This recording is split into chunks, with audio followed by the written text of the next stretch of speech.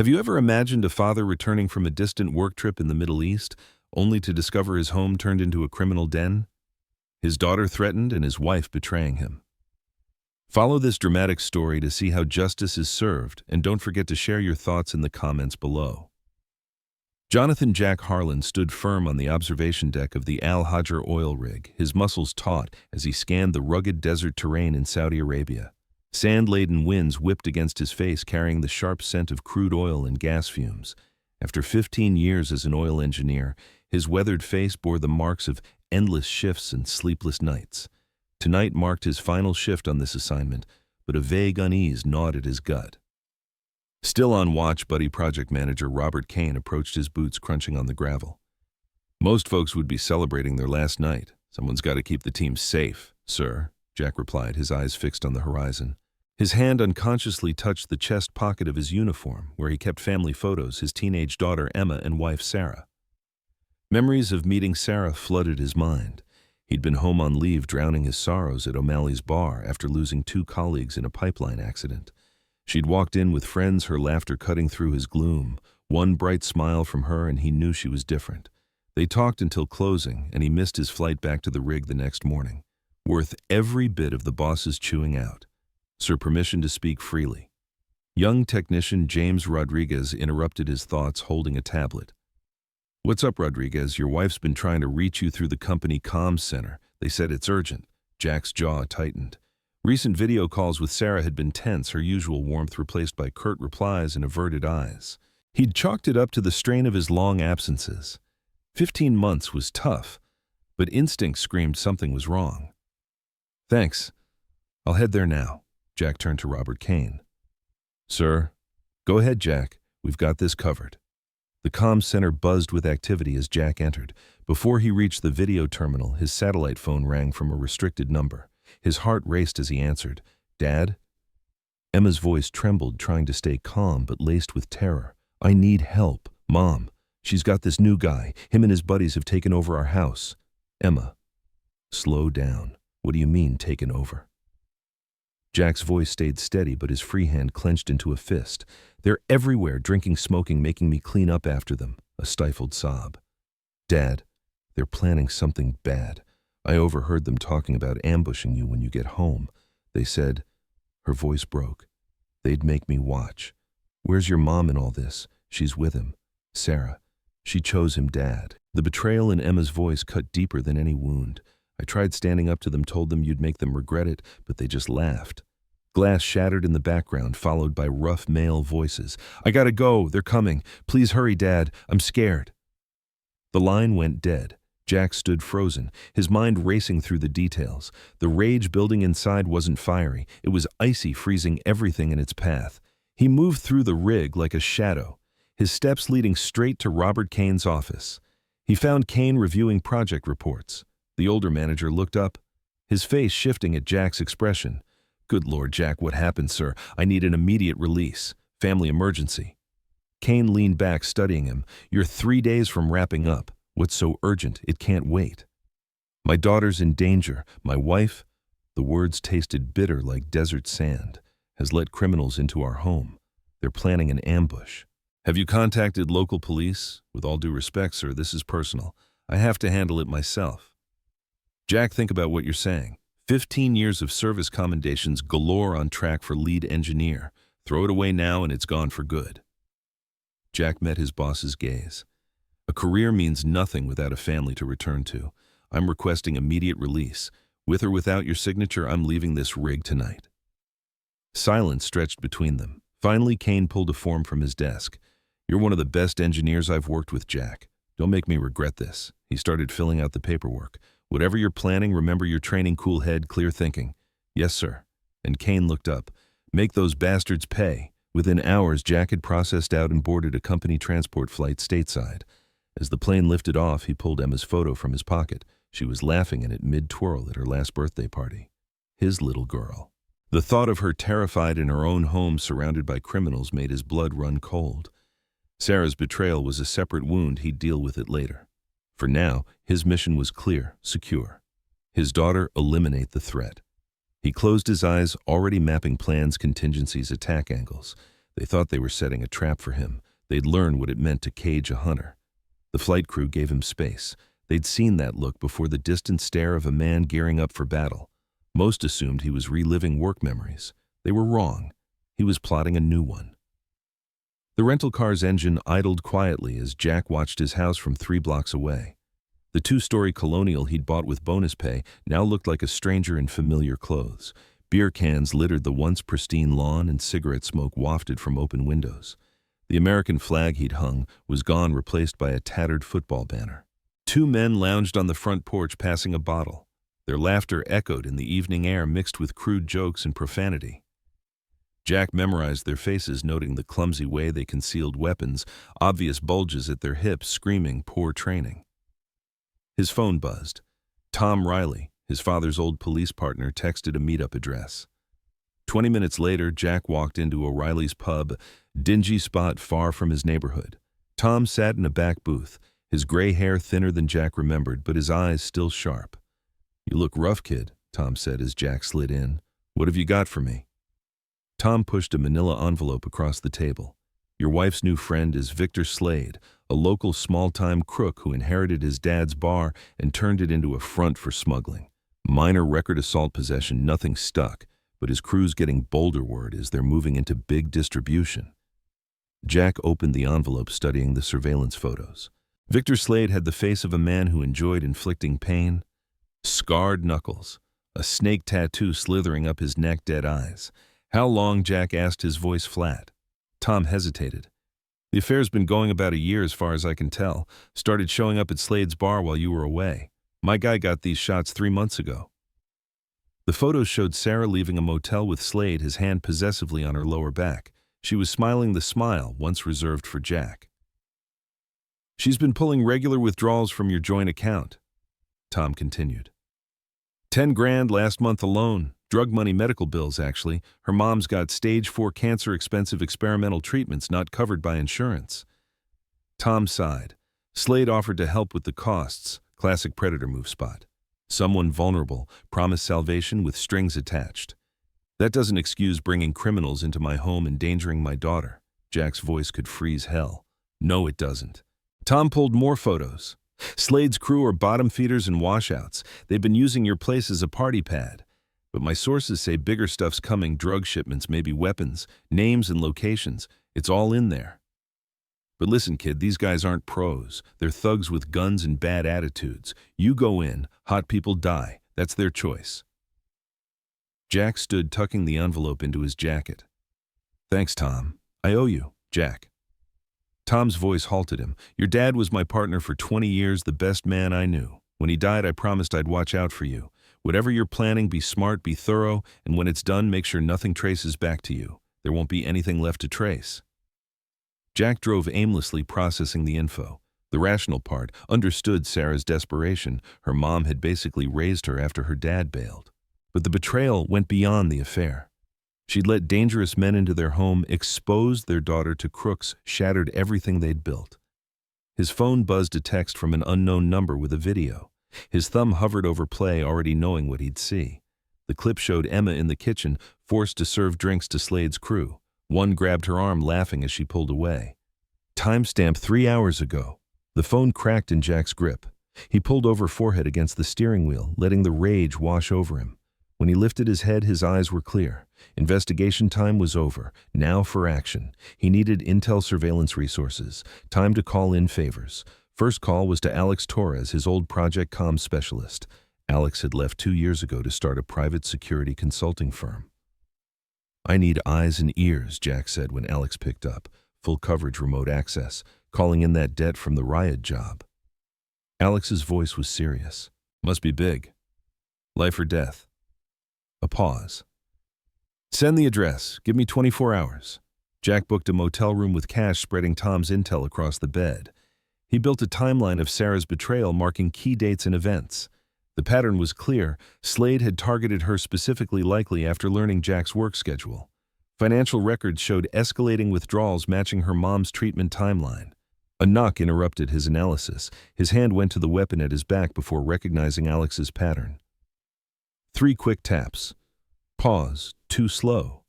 Alex hadn't changed much. Rail-thin messy hair, coffee-stained teeth. He carried a large duffel and laptop.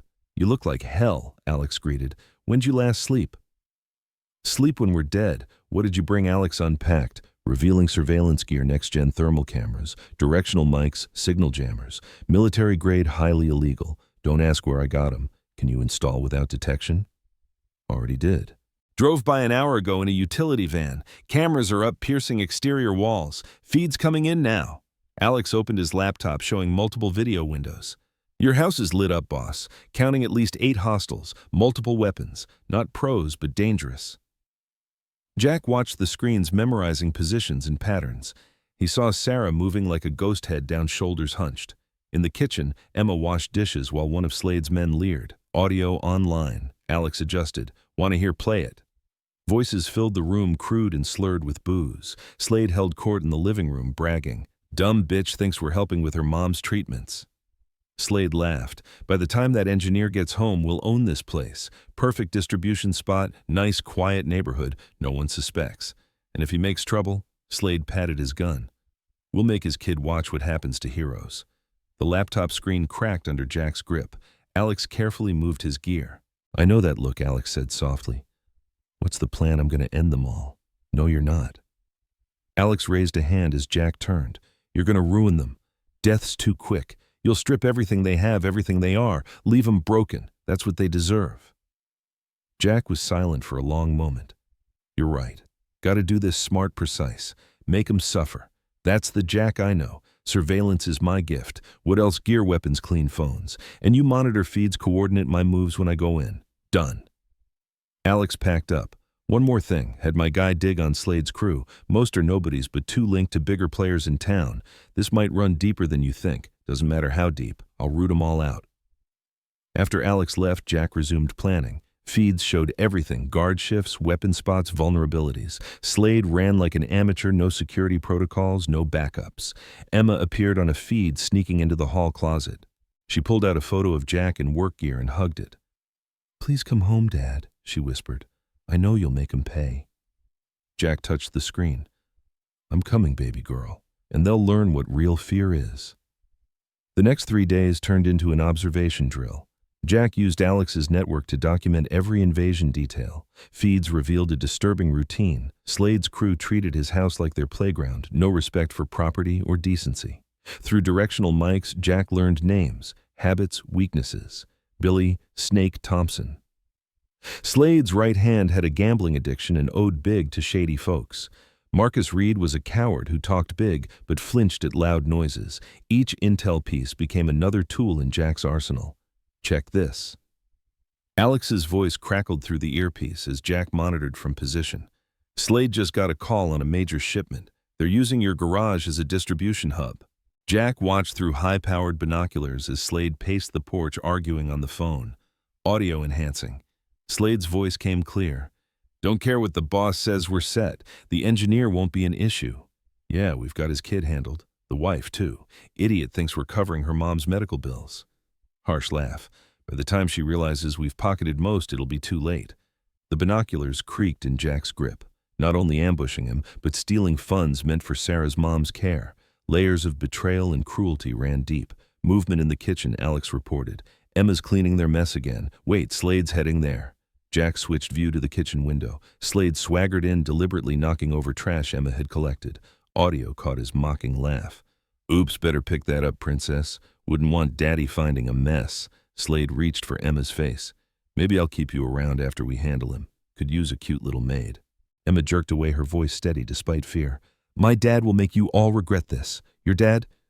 Slade grabbed her arm roughly. "Your dad's 1,000 miles away playing engineer. He's not here to protect you now." Jack's fingers tightened on the binoculars. Every fiber screamed to intervene, but he forced focus, strategic thinking, patience. "Breach in surveillance." Alex's voice. "2 new vehicles arriving. You'll want to see." A black SUV and Mercedes sedan parked in the driveway. 3 men in pricey suits emerged, contrasting Slade's thugs. "Running facial rec," Alex muttered. "Hits." The big one's Vincent Romano, suspected organized crime ties. Others are lawyers for Apex Properties. "What's a development firm doing with Slade?" Jack whispered. pulling records. Apex has been scooping up properties in your area. Massive redevelopment project, but hitting snags with holdout homeowners. And Slade helps persuade them to sell. Pieces clicked. Not just drugs, real estate, money laundering, high-level corruption. Through feeds, Jack watched the meeting in his living room. Slade played host, serving drinks from glasses Emma was forced to clean. The highway expansion's greenlit, one lawyer announced. Once we lock down remaining lots, construction starts. Warehouse district makes ideal distribution points. Romano nodded approvingly. Slade, you've done well. Taking this house gives us a prime ops base. Wife's signature on the deed transfer, yet working on it? Slade grinned. She'll sign. Her mom's treatments are pricey and we're her only hope. And the husband? Slade smirked maliciously. Got a warm welcome planned for the engineer. When we're done, no one left to contest the sale. Sarah entered pale and worn. The past year had drained her, her once vibrant energy now a shadow. Victor, she said softly. Hospital called. Mom's treatment. They said payment didn't clear. Slade waved her off. Deal with it later, babe. We're meeting. But they said the last 3 payments weren't received. They're threatening to stop care. I said later. Slade's hand shot out, gripping her wrist in clear warning. Jack watched Sarah's face crumble, finally grasping Slade's full manipulation. She'd betrayed him, yes, but she'd been played by a predator exploiting her vulnerability. Boss Alex interrupted. Got the financial traces you wanted. Slade's been pocketing most of Sarah's withdrawals for her mom's care. He's paid the hospital just enough to avoid cutoff, linked to Apex multiple shell companies hiding acquisitions. Slade softens targets, forces sales via intimidation, then Apex swoops in looking legit. Classic gentrification via corruption. Jack processed it. The initial betrayal had morphed into something sinister. These men weren't just invading his home, they were ruining lives community-wide, using his family as pawns. Alex get everything on Apex board members' financials, city official ties. On it.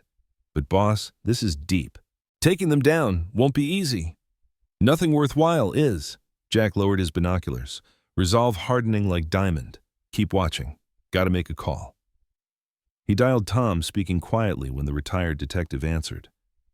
Tom, need a favor. Apex Properties. What do you know? Heavy pause.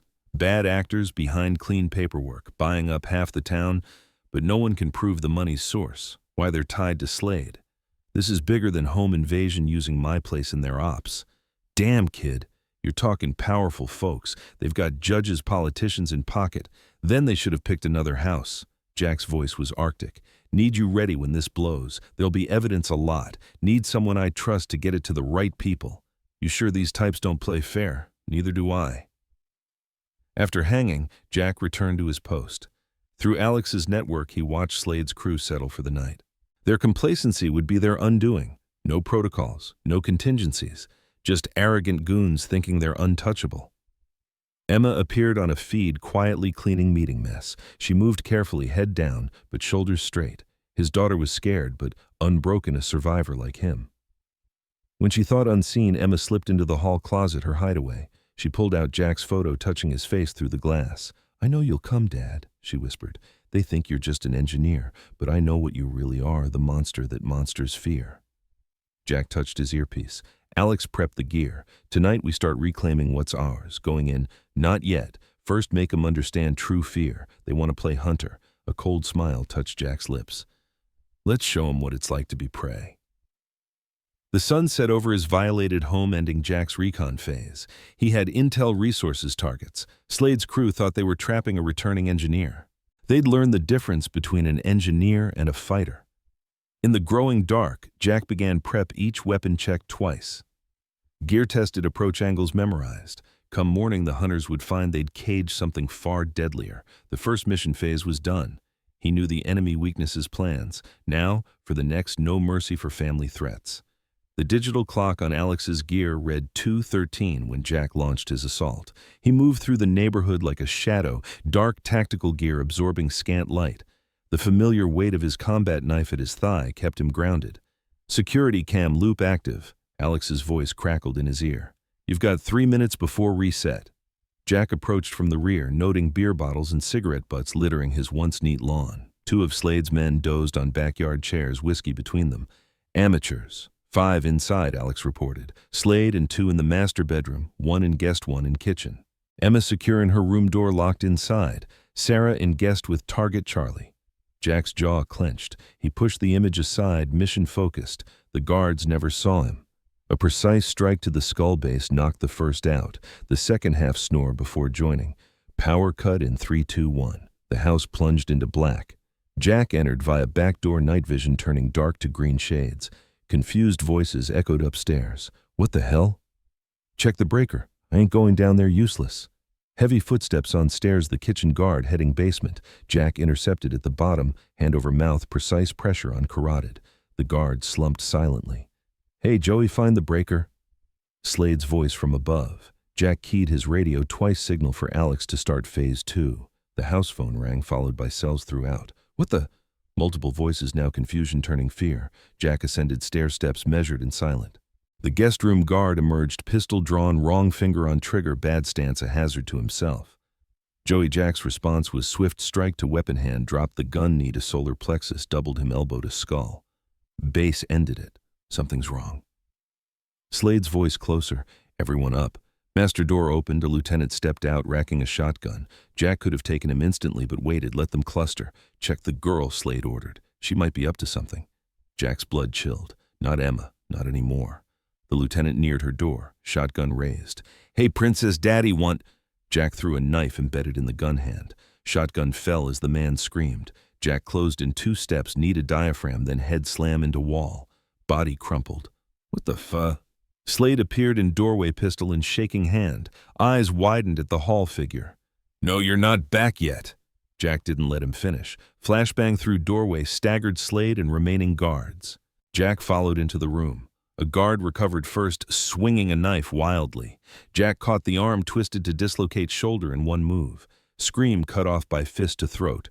Slade held his pistol, firing 2 wild shots in dark. Jack disarmed him easily. Slade threw a clumsy punch. Jack caught it, snapped 2 fingers, elbowed his temple.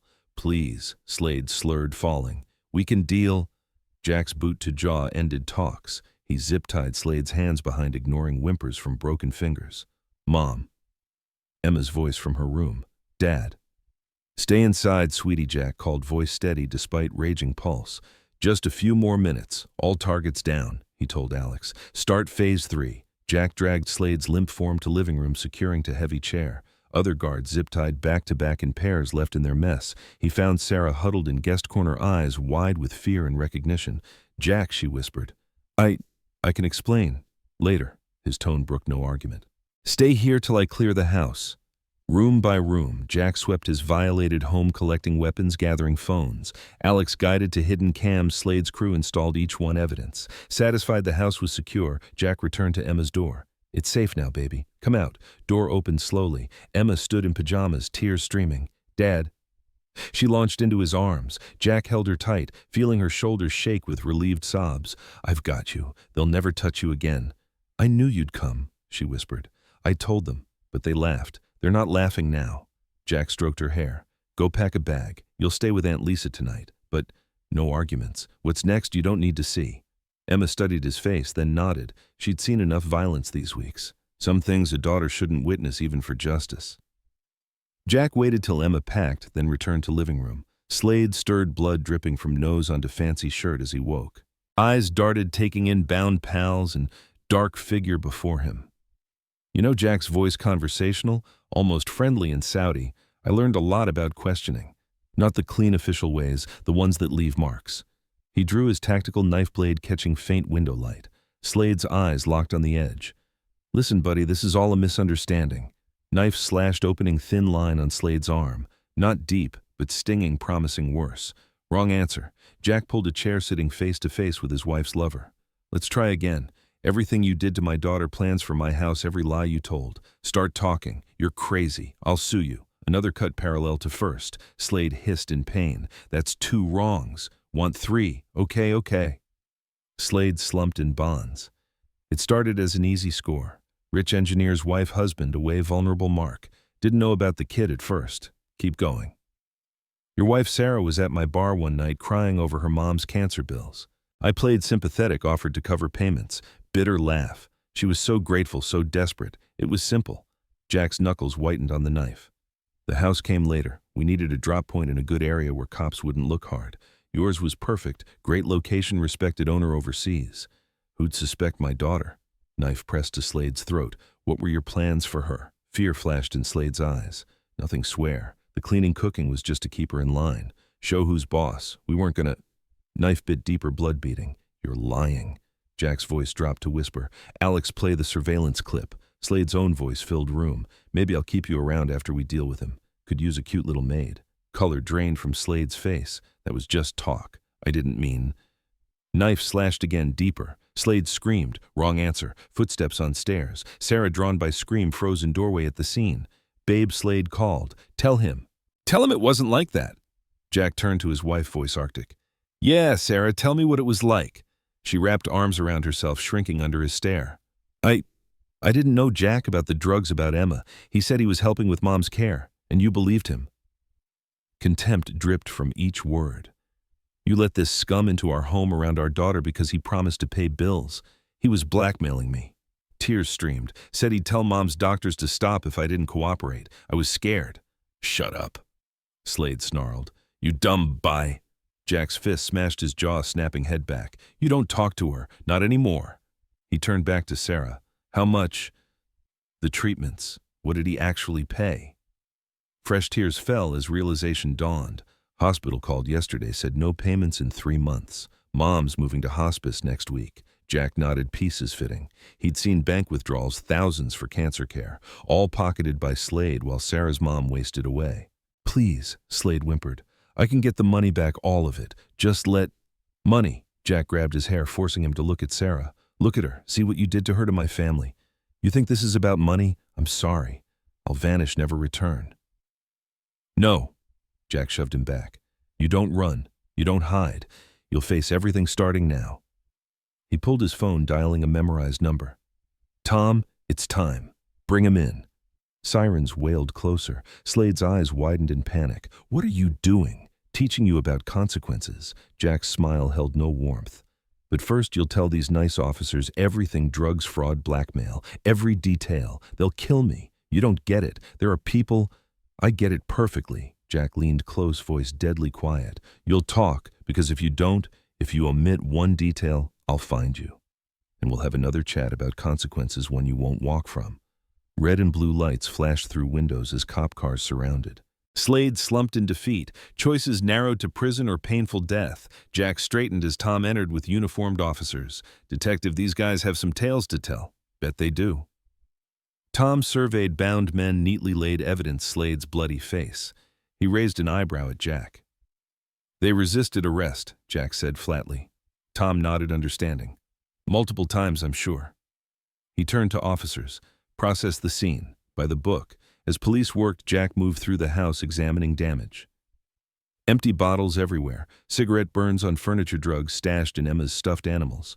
Phone buzzed. Alex sending update. Got into Slade's cloud storage. You need to see. Files painted ugly picture Apex systematically targeting area homes using Slade and other thugs to intimidate residents into below-market sales.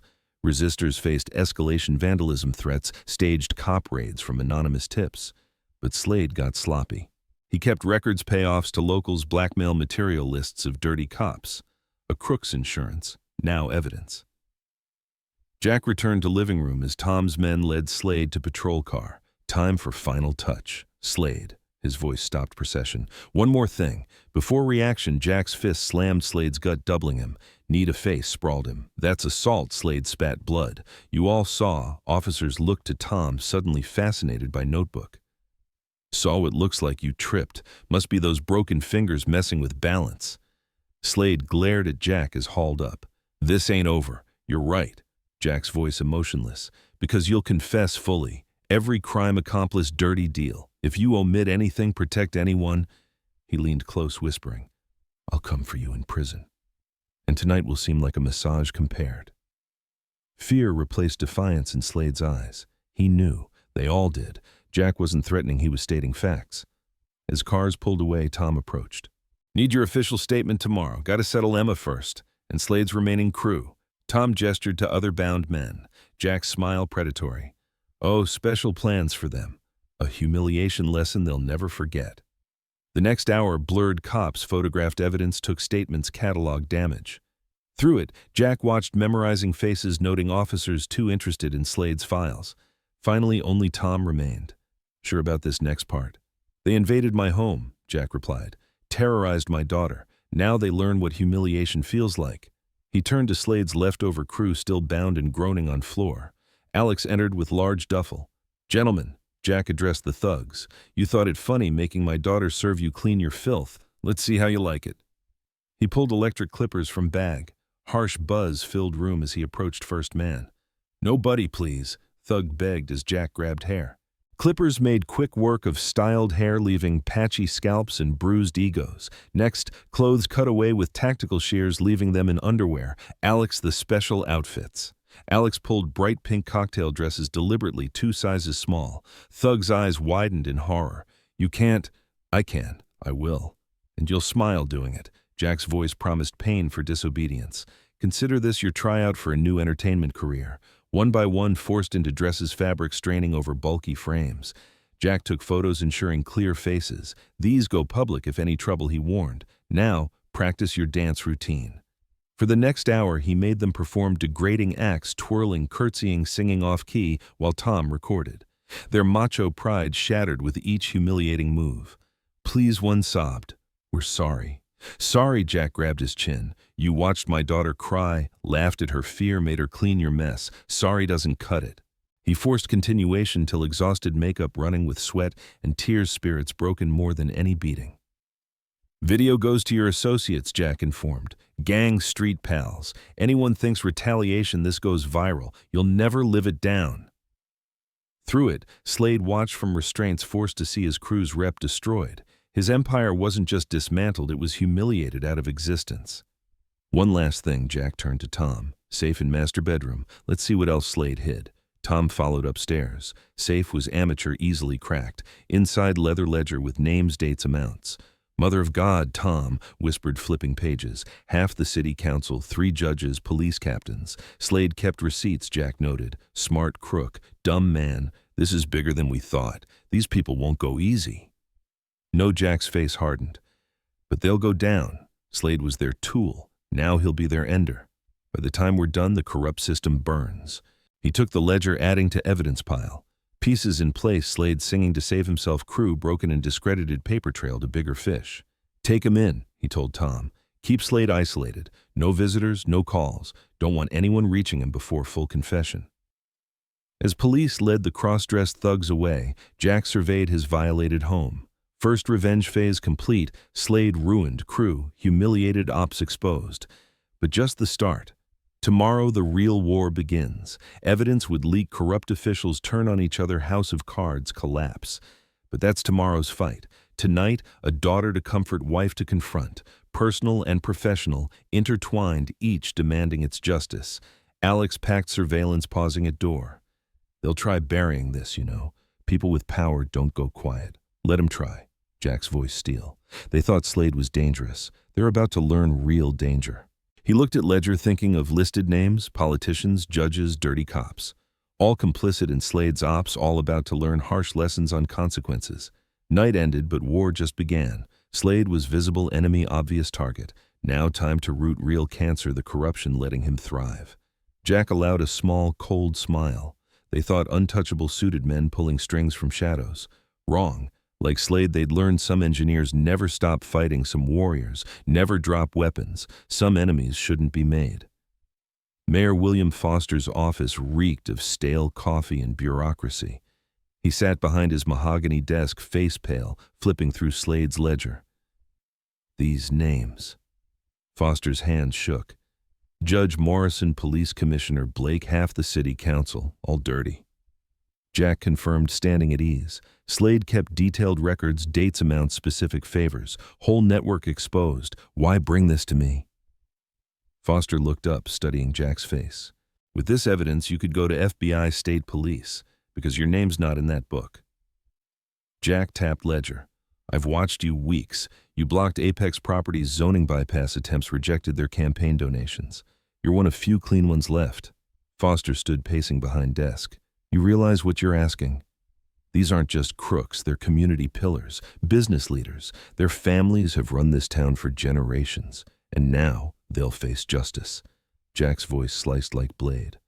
Question is, you with me or do I find another way? Mayor stopped pacing, shoulders squaring. My dad was mayor before, taught me power means responsibility to people to truth. What do you need? Your influence connections to legit media. When this breaks, they'll try burying it. Need the story too big to kill. They'll come after us both. Let them try. Jack's smile lacked warmth. I've handled their attack dogs. The masters won't fare better. Over next hour they planned. Foster had contacts at major papers, reporters hungry for career makers. They'd release evidence in waves, small fish first, then up the chain. Start with Officer Reynolds. Jack suggested pointing entry. Beat cop on Slade's payroll, small enough to manage, big enough for attention. Foster nodded. When he turns on superiors to save himself, it builds credibility, makes bigger reveals harder to dismiss. Exactly. Then up Detective Sanders, Captain Phillips, Commissioner Blake, each pressured to implicate those above for self-preservation, a cascade of betrayal. Foster's eyes gleamed with purpose. But Judge Morrison's key. He falls, system crashes. Jack pulled phone dialing Alex. Start upload. Everything on Reynolds' bank records, surveillance pics, Slade logs. Within hours, first story broke. Officer Daniel Reynolds arrested on corruption evidence suggesting organized crime links. By evening, he cooperated with IA, naming names to save pension. Jack watched from temp apartment as dominoes fell. Captain Phillips tried fleeing, caught at Canadian border. Detective Sanders had convenient heart attack before testifying, but Slade's records damned without him. Commissioner Blake calling emergency press conference. Alex reported by phone. Sources say he's planning full denial. Send photos, Jack ordered coldly. Ones from private meets with Slade. Conference dissolved into chaos as reporters got anonymous emails mid-speech. Blake's stammered denials died as images of him taking cash envelopes played on journalists' phones. Judge Morrison was tougher. He called favors, tried suppressing evidence, even issuing warrants for Jack and Foster, but he underestimated prep. Your Honor. Jack's voice cut through Judge's chambers. He'd slipped in during lunch recess past security now, answering honest leaders.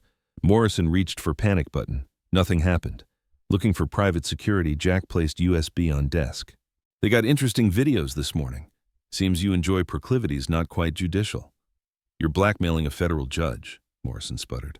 No.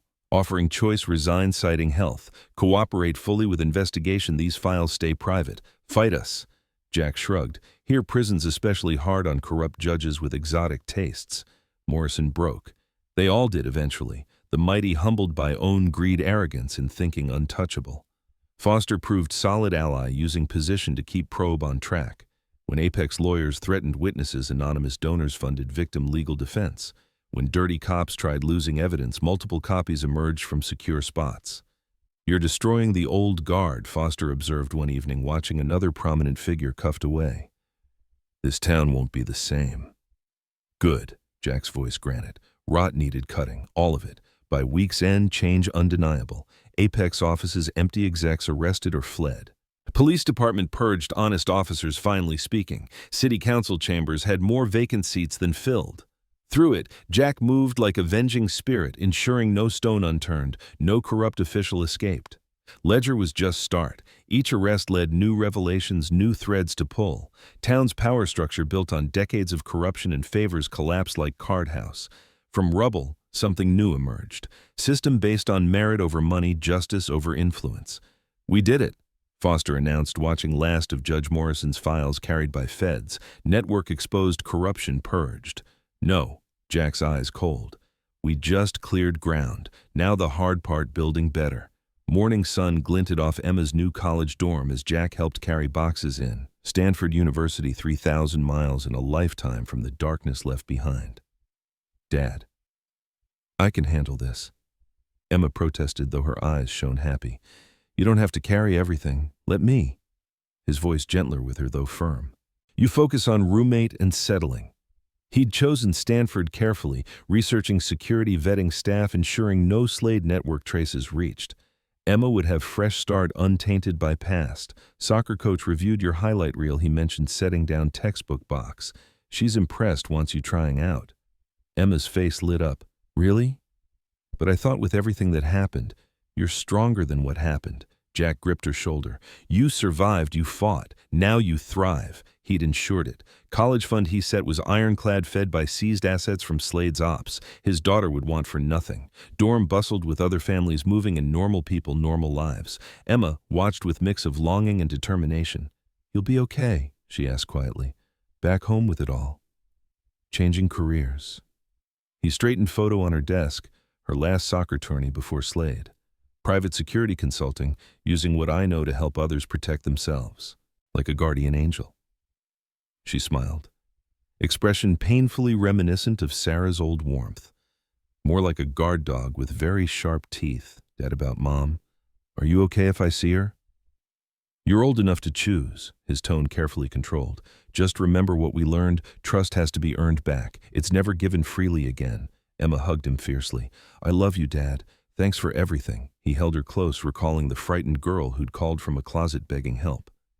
She was stronger now, forged by adversity, not broken. I'll always come for you, he promised.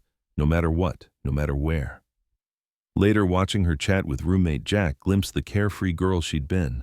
Darkness hadn't won. His daughter survived and would grow stronger. Phone buzzed, text from Tom. Another crew trying to muscle into Slade's old turf. Thought vacuum meant opportunity. They'd learn otherwise. Emma waved as he left, already making friends moving forward. She'd inherited his resilience, refusal to be victimized. She'd thrive, become greater than her trauma's sum. Jack drove home with purpose burning. War for family might be over, but battle for town just begun. He'd be its protector, deterrent against darkness preying on weak. Security consulting firm was cover legit front for real work. Client list grew daily as word spread. If you needed protection, if you needed justice, Jack Harlan was the call. He kept tabs on Slade in prison, ensuring no early release, no perks. Message clear, cross-line, threaten innocence, consequences follow. Old Jack was engineer bound by work rules and hierarchy. New version was force of nature, unbound by red tape, guided by own moral compass. Some called him vigilante, others hero. He didn't care about labels. He cared about results, ensuring no other family endured his. Harlan Security Consulting Office occupied modest downtown building, no flashy signs or ads. Clients found via rep alone. Another case closed. Alex announced, dropping file on Jack's desk. Henderson family stalker won't bother anymore. Hospital or jail? Jail, though he'll need hospital once cellmates learn what he did to those kids. Jack nodded, satisfied. Justice came varied, sometimes through system, sometimes despite. Phone lit text from Emma. Made soccer team starting forward last game. His daughter conquering own battles, finding own strength. Town changed months post-Slade downfall. Corrupt power gone, replaced by transparent accountable. But human nature constant, always predators, always victims needing shield. That's where Jack fit. Work training plus brutal lessons from Slade takedown qualified him uniquely to stand between wolves and sheep. He took special satisfaction in family cases, kids at risk. Each win echoed his battle chants to prevent another Emma, terrorized another home, violated. Sarah had remarried a doctor met during her mom's treatment.